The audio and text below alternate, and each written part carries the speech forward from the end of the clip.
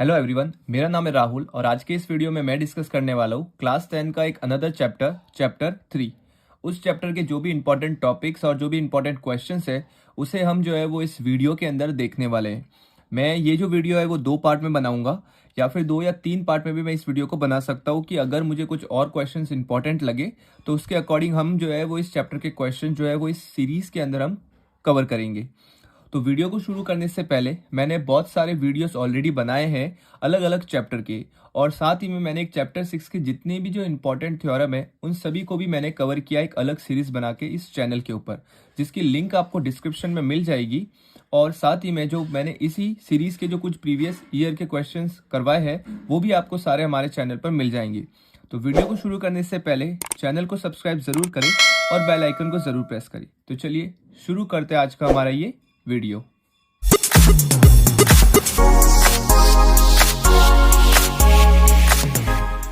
तो सबसे पहला क्वेश्चन है कुछ इस टाइप का कि यहाँ पर हमें 2 इक्वेशन दे रखी है। हमें ये चेक करना है कि इन इक्वेशंस के अंदर a1/a2, b1/b2 और c1/c2 का जो रेशियो है वो हमें क्या डिनोट करता है, यानी कि ये लाइन इंटरसेक्टिंग है या फिर ये लाइन पैरेलल है या फिर लाइन जो है वो कोइंसिडेंट है। उसके अकॉर्डिंग हमें बताना है कि जो है वो कंसिस्टेंट है या फिर इनकंसिस्टेंट है। इस टाइप का क्वेश्चन जो है वो आपको पार्ट ए के अंदर देखने को मिल सकता है।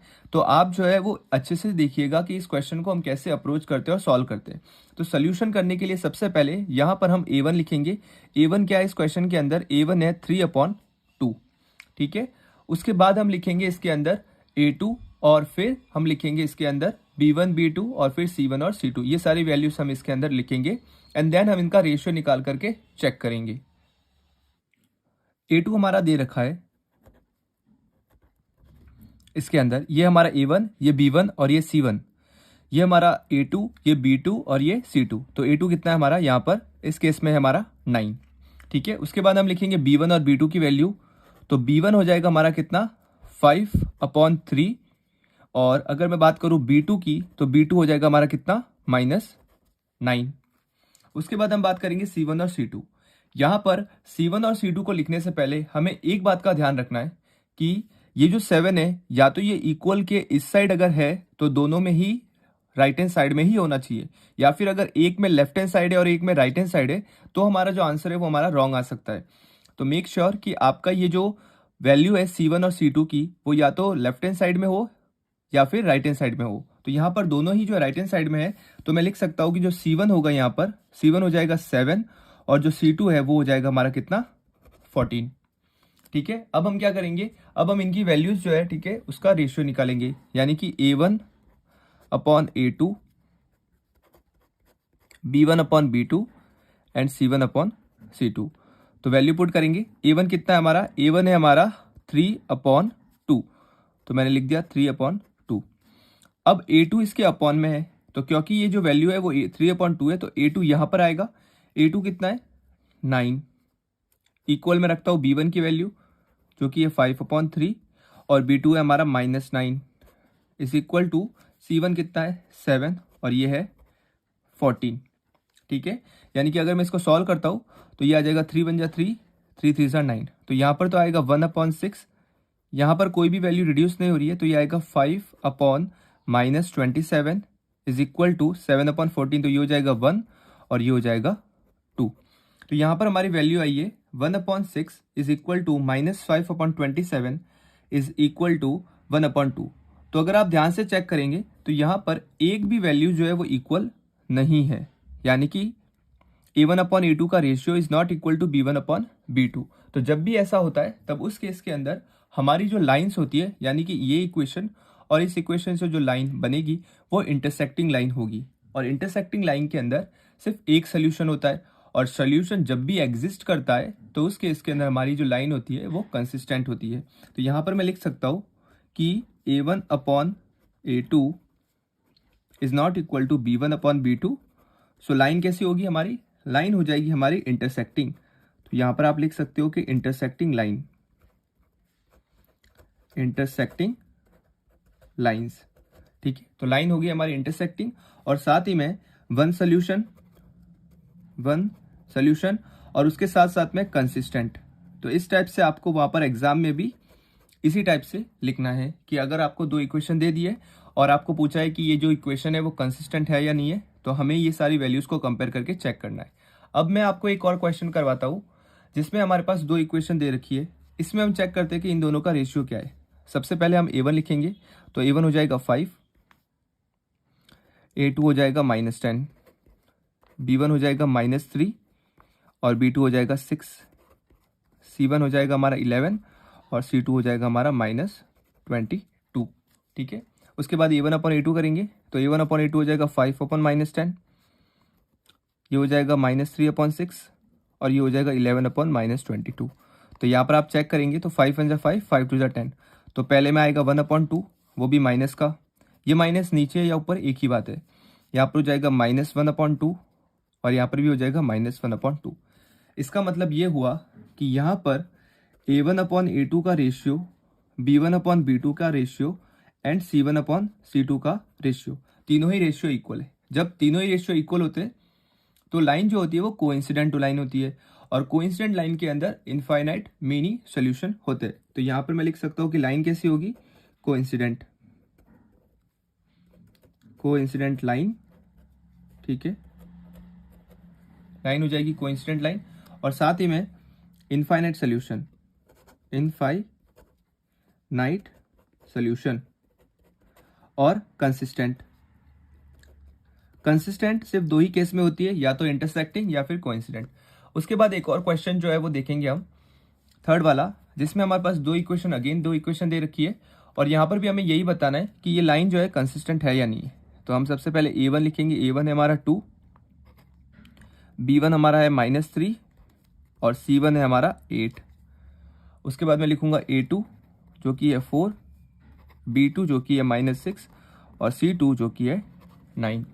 उसके बाद हम अगेन रेशियो करेंगे, तो A1 अपॉन A2 यानी कि 2/4, फिर हो जाएगा हमारा -3 अपॉन -6, फिर हो जाएगा हमारा 8/9। तो यहाँ पर ये अगर कैंसिल करता हो तो 2 1 2, 2 2 4, 3 1 3, 3 2 6, जो कि कितना आ रहा है हमारा, यहाँ पर हमारे ये वैल्यू आ रही है 1/2 is equal to 1/2 is not equal to 8/9। इसका मतलब ये हुआ कि यहाँ पर A1 अपॉन A2 का रेशियो इक्वल है B1 अपॉन B2 के, बट नॉट इक्वल है C1 अपॉन C2 के। तो ऐसा हमारा कौन से केस में होता है, हमने पहला केस देख लिया, दूसरा केस भी देख लिया और तीसरा केस, तो हमारी लाइंस होगी पैरेलल। तो मैं लिख सकता हूं पैरेलल लाइंस। उसके बाद में नो सॉल्यूशन, और साथ ही में लाइन कैसी होगी हमारी, इनकंसिस्टेंट। तो मैं यहां पर लिख सकता हूं इनकंसिस्टेंट, हमारी लाइन हो जाएगी कैसी, इनकंसिस्टेंट। तो ये थे हमारे कंसिस्टेंट और इनकंसिस्टेंट वाले क्वेश्चंस जो कि अक्सर पार्ट ए के अंदर पूछे जाते हैं। तो अगर आपका ऐसा कोई भी क्वेश्चन दिखता है तो आप इस टाइप से इसको अप्रोच करके सॉल्व कर सकते हो। अब हम बात करेंगे इसके अंदर कि जो हमारे पास अलग अलग मेथड है, जैसे कि substitution method, cross multiplication method, elimination method. ठीक है, इन सभी मेथड के क्वेश्चंस लेंगे और कैसे उन्हें सॉल्व करना है उसके बारे में हम देखेंगे। तो सबसे पहले हम देखेंगे सब्स्टिट्यूशन मेथड, यानी कि आपके पास दो इक्वेशन दे रखी है और आपको बोला होगा कि आपको सब्स्टिट्यूशन मेथड से इन दोनों इक्वेशन को सॉल्व करना है। तो सब्स्टिट्यूशन मेथड जो है वो एक इजी मेथड है। तो यहाँ पर देखेंगे दो इक्वेशन है, s - t is equal to 3, s/3 plus t/2 is equal to 6। तो कैसे करेंगे, तो सबसे पहले मैंने दोनों इक्वेशन को यहाँ पर लिख लिया। सब्स्टिट्यूशन मेथड में आपको या तो दो वेरिएबल दे रखे होंगे, उनमें से किसी भी एक की वैल्यू निकाल करके दूसरे में सब्स्टिट्यूट करनी है। तो यहाँ से अगर मैं s की वैल्यू निकालता हूँ तो ये हो जाएगा 3 + t, तो ये हो जाएगी s की वैल्यू। अब इस s की वैल्यू को हम यहाँ पे पुट करके इस क्वेश्चन को सॉल्व करेंगे। तो सबसे पहले हमारे पास जो सेकंड इक्वेशन है वो दे रखी है s/3 plus t/2 is equal to 6। तो यहाँ पर हम इन दोनों का एलसीएम लेकर के इसे सॉल्व करेंगे। तो देखेंगे हम कैसे इसको सॉल्व कर सकते हैं। तो यहाँ पर इन दोनों का एलसीएम हो जाएगा 6। अब 3 और 6, तो ये 2 टाइम आता है, तो 2 × s हो जाएगा 2s प्लस 2 की टेबल में 6 3, तो 3 × 2 हो जाएगा कितना, 3t इज इक्वल टू कितना हो जाएगा, यहाँ पर है 6। अब ये 6 क्रॉस मल्टीप्लाई में जाएगा इस 6 के साथ, तो हमारी जो इक्वेशन हो जाएगी वो कुछ इस टाइप से हो जाएगी, 2s plus 3t is equal to 36। तो ये हो गई हमारी इक्वेशन। तो ये एक इक्वेशन ये हो गई। एक हमारी इक्वेशन ऑलरेडी हमें गिवन है, तो अब हम क्या करेंगे, इसी इक्वेशन से इसको सॉल्व करेंगे और इसकी वैल्यू हम क्या करेंगे, फाइंड करेंगे।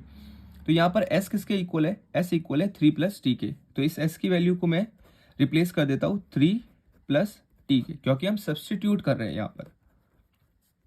फिर हम इसको सॉल्व करेंगे। 2 × 3 6, 2 × t 2t + 3t = 36। ऐड करूंगा मैं, 2 + 3 हो जाएगा 5t + 6 = 36। अब ये 6 उधर जाएगा राइट हैंड साइड में, तो 36 से माइनस हो जाएगा, तो 36 - 6 which is equal to what, 30। तो अब मेरे को t की वैल्यू निकालनी है, तो ये हो जाएगा 30/5 जो कि हो जाएगा 6। तो t कितना आया हमारा, 6। तो मैं यहाँ पे लिख सकता हूँ कि t = 6। t 6 आ गया। तो s जो है वो किसके इक्वल है, s इक्वल है 3 + t के, जो कि हो जाएगा t की वैल्यू 6 + 3 9। तो s हो जाएगा हमारा कितना, 9। तो इस टाइप से हम जो है वो सब्स्टिट्यूशन मेथड को कर सकते हैं। मैं एक और एग्जांपल के थ्रू आपको जो है वो इस सब्स्टिट्यूशन मेथड का सॉल्यूशन बताता हूँ। जैसे कि मैंने यहाँ पर एक और इक्वेशन में ले लेता हूँ। लेट्स से कि हमारे पास कुछ इस टाइप की इक्वेशन है, 3x/2 - 5y/3 = -2।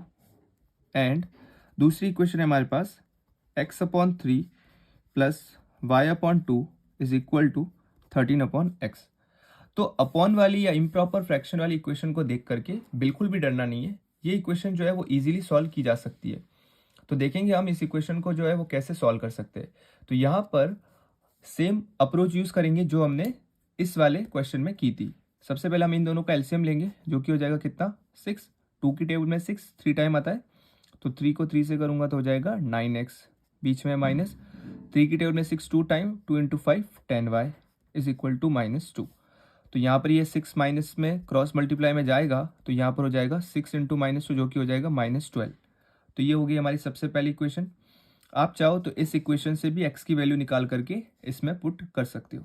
अब मैं इससे वैल्यू निकालता हूँ। इन दोनों का एलसीएम आ जाएगा 6। 3 की टेबल में 6 2 टाइम, तो ये 2x + 2 की टेबल में 6 3 टाइम, तो ये हो जाएगा 3y।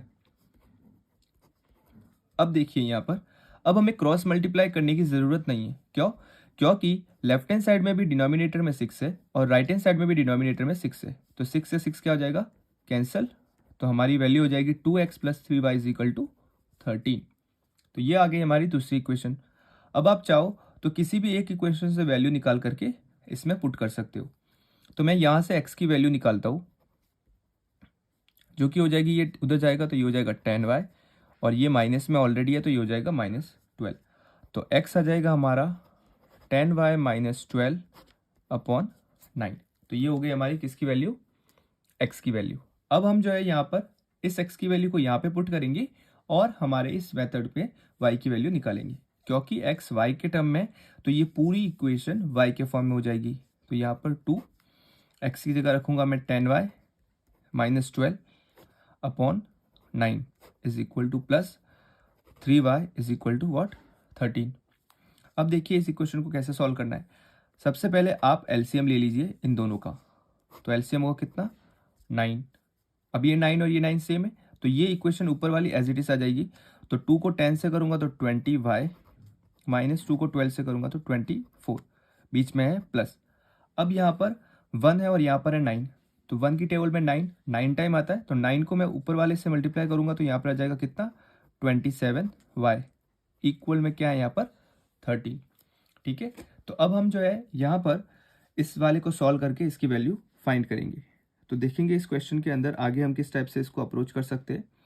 तो सबसे पहले अगर आप चेक करेंगे तो 27 + 20, तो ये हो जाएगा कितना, 47।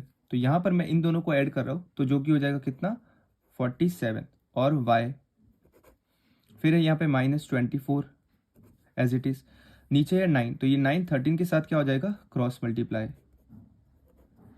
तो अब यहाँ पर 9 को 3 से करूंगा तो आएगा 27, और 9 × 9 + 2 11, तो ये हो जाएगा कितना, 117। अब यहाँ पर दे रखा है 47y - 24 = 117। तो अब आप चेक करेंगे कि ये y है और ये 24 है, तो इन दोनों को तो हम माइनस कर नहीं सकते, तो ये जाएगा राइट हैंड साइड में। तो ये हो जाएगा कितना 117 प्लस 24। तो इन दोनों को मैं ऐड करूँगा तो यहाँ पर आ जाएगा कितना 141। 47y is equal to 141। तो जब हम 141 को 47 से डिवाइड करेंगे तो हमारे पास y की वैल्यू आएगी कितनी 3। तो ये आ गई हमारी y की वैल्यू। अब हमारे पास y की वैल्यू आ गई तो x की वैल्यू भी मैं इजीली निकाल सकता हूँ। तो यहाँ पर x की वैल्यू हम कैसे फाइंड करेंगे, तो आप सिंपली इसमें जो है x की वैल्यू को पुट कर सकते हैं। तो यहाँ पर x is equal to 10 into 3 minus 12 upon 9। तो 10 इंटू 3 30, 30 माइनस 12 हो जाएगा कितना 18, और 18 अपॉन 9 हो जाएगा कितना 2। तो यहाँ पर x की वैल्यू कितनी आ जाएगी हमारी 2। तो फ्रैक्शन या इम्प्रॉपर फ्रैक्शन वाली जो इक्वेशन है उसे हम इस टाइप से अप्रोच करके सॉल्व कर सकते हैं। तो ये था हमारा सब्स्टिट्यूशन मेथड। ये मेथड जो है वो इसके क्वेश्चन पार्ट बी में जो है वो पूछे जाते हैं। ठीक है, अब हम करेंगे इसके अंदर नेक्स्ट मेथड जो कि हो जाएगा हमारा एलिमिनेशन मेथड। अब हम बात करते हैं एलिमिनेशन मेथड की। एलिमिनेशन मेथड के अंदर हमें क्या करना है, या तो हम x के कोफिशिएंट को इक्वल कर सकते हैं या फिर y के कोफिशिएंट को इक्वल करके इसको सॉल्व कर सकते हैं। तो देखेंगे इस मेथड को हम कैसे अप्रोच करेंगे। तो हमारे पास दो इक्वेशन है, 3x plus 4y is equal to 10 और 2x minus 2y is equal to 2। यहाँ पर क्वेश्चन को सॉल्व करने से पहले हम ये भी चेक कर सकते हैं कि क्या x, y और c a b c के अंदर क्या कुछ कॉमन है। तो यहाँ पर आप सेकेंड इक्वेशन में ऑब्जर्व करेंगे कि 2 2 2 तीनों में कॉमन है। तो हम यहाँ पर क्या कर सकते हैं, 2 को कॉमन लेकर के कैंसिल आउट कर सकते हैं। तो हमारी एक इक्वेशन तो है ये 3x plus 4y is equal to 10, और दूसरी इक्वेशन में अगर मैं 2 कॉमन ले लूँ तो ये कुछ इस टाइप से हो जाएगा 2x minus 2y is equal to what 2। तो 2 कॉमन लूंगा तो हो जाएगा x minus y is equal to 1। ठीक है, ये हो जाएगा। अब हम यहाँ पर x माइनस वाई को मैं यहाँ पे लिखता हूँ दूसरी इक्वेशन के तौर पर। अब जैसा कि मैंने आपको बताया यहाँ पर कि आपको कुछ कॉमन या फिर कोफिशिएंट को इक्वल करना है। तो यहाँ पर 3x ऑलरेडी है, तो अगर मेरे को x को 3 के इक्वल करना है तो मैं इस पूरी इक्वेशन को 3 से क्या कर सकता हूँ, मल्टीप्लाई। तो मैंने पूरी इक्वेशन को 3 से मल्टीप्लाई कर दिया। तो हमारे पास अब जो सेकेंड इक्वेशन होगी वो कुछ इस टाइप से होगी 3x minus 3y is equal to 3। और हमारी जो फर्स्ट इक्वेशन है उसको मैं इसके जस्ट नीचे लिख लेता हूँ 3x plus 4y is equal to 10। अब एलिमिनेशन मेथड में होता क्या है कि दोनों इक्वेशन को हम साइड बाय साइड रख करके यहाँ पर साइन चेंज करके सॉल्व करते हैं। ठीक है, क्योंकि ये और ये सेम साइन है तो मेरे को यहाँ पर माइनस करना पड़ेगा ताकि मैं x को एलिमिनेट कर सकूँ, हटा सकूँ। यहाँ पर प्लस है तो यहाँ पर हो जाएगा माइनस, यहाँ पर भी साइन प्लस है तो यहाँ पर हो जाएगा माइनस। तो ये हो जाएगा कैंसिल आउट होकर के 0। इन दोनों को अगर मैं करता हूँ तो ये हो जाएगा कितना -7y, क्योंकि -4 और -3 कितना हो जाएगा -7y। उसके बाद में इन दोनों को अगर मैं ऐड करता हूँ तो यहाँ पर इसकी जो वैल्यू है वो हो जाएगी कितनी 3 - 10, जो कि हो जाएगी हमारी -7। तो यहाँ पर माइनस से माइनस कैंसल, तो y हो जाएगा कितना 7/7 which is equal to what 1। अब हमारी y की वैल्यू आई तो y की वैल्यू को यहाँ पर पुट करके मैं x की भी वैल्यू निकाल सकता हूँ। तो x minus 1 is equal to 1, तो ये हो जाएगा 1 + 1 विच इज इक्वल टू 2। तो ये था हमारे एलिमिनेशन मेथड को सॉल्व करने का तरीका। अगर आपके एग्जाम में कुछ भी इक्वेशंस आती है और मेथड नहीं लिखा हुआ है तो आप जो है वो एलिमिनेशन मेथड के साथ जा सकते हो, क्योंकि ये जो मेथड है वो सबसे ईजी मेथड और सबसे आसानी से होने वाला एक तरीका है। अब हम यहाँ पर जो है वो नेक्स्ट क्वेश्चन की बात करेंगे। एक और क्वेश्चन मैं आपको जो है वो समझाता हूँ कि एलिमिनेशन से हम किस टाइप से अप्रोच कर सकते हैं। तो यहाँ पर मैं दूसरा क्वेश्चन जो है वो कुछ इम्प्रॉपर फ्रैक्शन वाला क्वेश्चन ले करके आपको सॉल्व करके दिखाता हूँ। तो मैंने एक और क्वेश्चन ले लिया यहाँ पर x/2 + 2y/3 is equal to -1, and दूसरी इक्वेशन है हमारी x minus y/3 is equal to 3।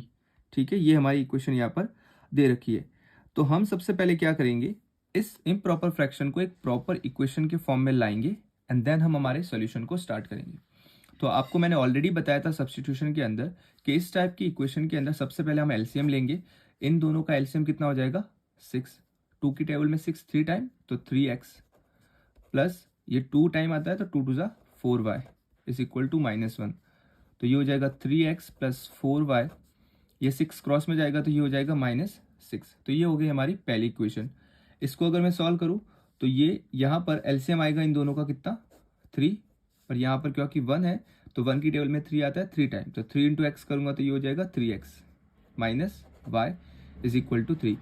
अब ये 3 क्रॉस में जाएगा तो दूसरी इक्वेशन हो जाएगी 3x minus y is equal to 9। तो ये हो गई हमारी दोनों इक्वेशन। अब मैंने बताया था कि आपको इस फॉर्म में लिख करके इसको सॉल्व करना है, तो सिमिलरली देखिए मैंने इस इक्वेशन को इसके नीचे लिख लिया 3x minus y is equal to 9। अब हमें यहाँ पर कोफिशिएंट इक्वल करने होते हैं, बट अगर आप ऑब्जर्व करेंगे तो x का कोफिशिएंट पहले से ही इक्वल है, तो हमें यहाँ पर कुछ भी मल्टीप्लाई करने की ज़रूरत नहीं है। हम सिंपली साइन चेंज करेंगे और वैल्यूज़ को फाइंड करेंगे। तो यहाँ पर आ जाएगा माइनस, यहाँ पर प्लस और यहाँ पर माइनस, ये हो जाएगा 0, ये हो जाएगा 8y और यहाँ पर -9 और -6, -9 -6 कितना हो जाएगा यहाँ पर, ये हो जाएगा हमारा 15, सॉरी ये माइनस प्लस 4, ये हो जाएगा यहाँ पर 5y, बिकॉज 4 + 1 कितना होता है 5, तो ये हो जाएगा 5y और यहाँ पर ये हो जाएगा कितना माइनस का 15। अब y की वैल्यू निकालने के लिए मैं -15 को 5 से डिवाइड करूंगा तो ये हो जाएगा कितना -3। तो y की वैल्यू आ गई हमारी -3। अब हम x की वैल्यू के लिए किसी भी इक्वेशन में इसकी वैल्यू पुट कर सकते हैं। तो यहाँ से 3x माइनस y कितना है, माइनस का 3 है। याद रखिएगा एक माइनस ऑलरेडी है और ये y की वैल्यू भी माइनस में है, तो ये हो जाएगा कितना माइनस माइनस प्लस, तो ये हो जाएगा कितना 9 - 3 जो कि हो जाएगा 6। तो x कितना हो जाएगा हमारा 2। तो ये हो गई x की वैल्यू और y is equal to -3 y की वैल्यू। ठीक है, तो इस टाइप से हम एलिमिनेशन मेथड को अप्रोच कर सकते हैं। एलिमिनेशन मेथड जो है वो इन चारों मेथड, 3 मेथड के अंदर सबसे इजी मेथड होता है। उसके बाद हम बात करेंगे हमारे नेक्स्ट मेथड की, जो कि है क्रॉस मल्टीप्लिकेशन मेथड। अब हम बात करेंगे क्रॉस मल्टीप्लिकेशन मेथड की, यानी कि ये जो मेथड है वो है हमारा क्रॉस मल्टीप्लिकेशन मेथड। ठीक है, तो इस मेथड के अंदर हमें सबसे पहले इक्वेशन को चेक करना है कि क्या इक्वेशन के अंदर हमारी जो वैल्यूज़ है a1, b1, c1 की वैल्यूज़ या तो तीनों वैल्यूज़ राइट हैंड साइड में होनी चाहिए या फिर लेफ्ट हैंड साइड में। मतलब जैसे कि अगर आप इन दोनों इक्वेशन को चेक करेंगे तो यहाँ पर c1 जो है वो राइट हैंड साइड में और यहाँ पर जो c2 है वो लेफ्ट हैंड साइड में। तो हमें दोनों को एक तरफ करना है सबसे पहले। तो ये x minus 3y minus 7 is equal to 0 and दूसरी इक्वेशन हो जाएगी 3x minus 3y minus 15 is equal to 0। ठीक है, तो अब हम क्या करेंगे, इसके अंदर हम a1, b1 और c1 की वैल्यूज लिखेंगे। तो यहाँ पर a1 हमारा हो जाएगा कितना 1, a2 हो जाएगा कितना 3, b1 हो जाएगा -3 और b2 हो जाएगा -3, c1 हो जाएगा -7 और c2 हो जाएगा कितना हमारा -15। तो ये हो गई हमारी वैल्यूज़। अब a1, b1, c1 हमने इसलिए लिखी है क्योंकि क्रॉस मल्टीप्लिकेशन के अंदर हम सॉल्व भी इसी टाइप से ही करते हैं।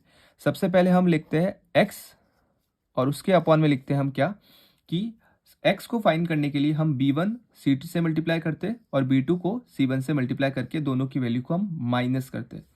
तो यहाँ पर फॉर्मूला मैं नहीं लिखवा रहा हूँ क्योंकि यहाँ पर फॉर्मूला आपको याद रखना है कि जब आपको ये निकालना है तब आपको इन दोनों को मल्टीप्लाई करना है।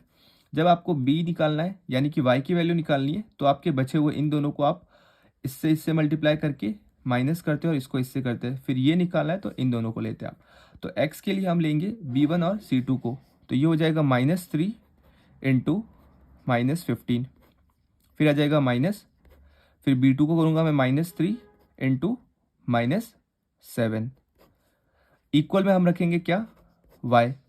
अब मेरे को y निकालना है। y की वैल्यू निकालने के लिए एक इंपॉर्टेंट पॉइंट कंसिडर ये करना है कि जब भी आप y निकालो, क्योंकि हम जो है वो यहाँ पर सीरियल वाइज चलते हैं, क्योंकि जब हमें y निकालना है तो हमें c1 की वैल्यू पहले कंसिडर करनी है और a1 जो है वो यहाँ पर रख करके क्रॉस मल्टीप्लाई करना है। लेकिन अगर हम नॉर्मली करना चाहें तो यहाँ पर हम माइनस लगाएंगे और a1 को c2 से और c1 को a2 से कर सकते हैं। एल्स अगर मैं माइनस नहीं लगाता हूँ तो पहले मेरे को c1 को a2 से करना पड़ेगा और a1 को c2 से करना पड़ेगा और फिर दोनों के बीच में माइनस लगाना पड़ेगा।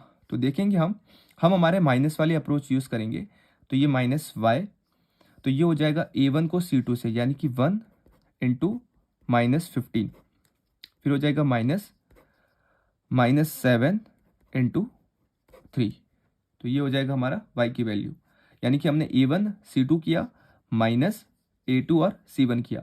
अगर मैं माइनस नहीं लगाता तो मैं ये वैल्यू को आगे रखता, फिर माइनस और इस वैल्यू को पीछे रखता। उसके बाद में हमारा लास्ट हो गया, इसके लिखते हम 1 और फिर इसके नीचे हम वैल्यूज लिखेंगे। तो ये तो 1 इंटू -3, बीच में हो जाएगा -3 इंटू -3, ठीक है। अब हम इन सारी वैल्यूज को सॉल्व करेंगे और x और y की वैल्यूज फाइंड करेंगे। हमारा सबसे इंपॉर्टेंट स्टेप है इन वैल्यूज को लिखना और यहाँ पर पुट करना। तो ये 15 3 हो जाएगा कितना, 45, बीच में हमारा -3 इंटू -7 करेंगे तो ये हो जाएगा 21, फिर है हमारा -y, 1 इंटू -15 करूँगा तो ये हो जाएगा -15, ये है माइनस, और -7 इंटू 3 करूँगा तो -21, जो कि माइनस माइनस कितना हो जाएगा, प्लस। मैं साइन यहाँ पर डायरेक्टली लिख रहा हूँ। 1 इंटू -3 करूँगा तो ये -3, फिर ये 3 इंटू -3 करूँगा तो यहाँ पर आएगा -9, और ये माइनस और इस माइनस का 9 हो जाएगा प्लस का 9। तो हमारे पास कुछ इस टाइप से वैल्यू आएगी x अपॉन 45 माइनस 21। तो 45 माइनस 21 होता है कितना, 24। तो यहाँ पर मैं लिख सकता हूँ 24, -15 प्लस 21 होता है कितना, 6। तो यहाँ पर प्लस का 6 आएगा क्योंकि 21 के आगे प्लस का साइन है, और यहाँ पर आ जाएगा कितना, 6। तो ये हो जाएगा 1/6। तो हमारे पास x y इन तीनों की वैल्यू आ गई। अब हमें सिर्फ यहाँ पर कंपेयर करके x और y की वैल्यू निकालनी। तो मैं इसको और इसको कंपेयर करता हूँ। तो x/24 इज इक्वल टू 1/6। तो क्रॉस मल्टीप्लाई करूंगा तो 6x is equal to what, 24। तो x कितना आ जाएगा, 24 को जब 6 से डिवाइड करूंगा तो 6 4 जा 24, तो x आ गया हमारा 4। उसके बाद y की वैल्यू निकालनी है, तो y/6 is equal to 1/6। Again ये 6 से ये 6 कैंसिल, तो y इज इक्वल टू कितना आ जाएगा, 1।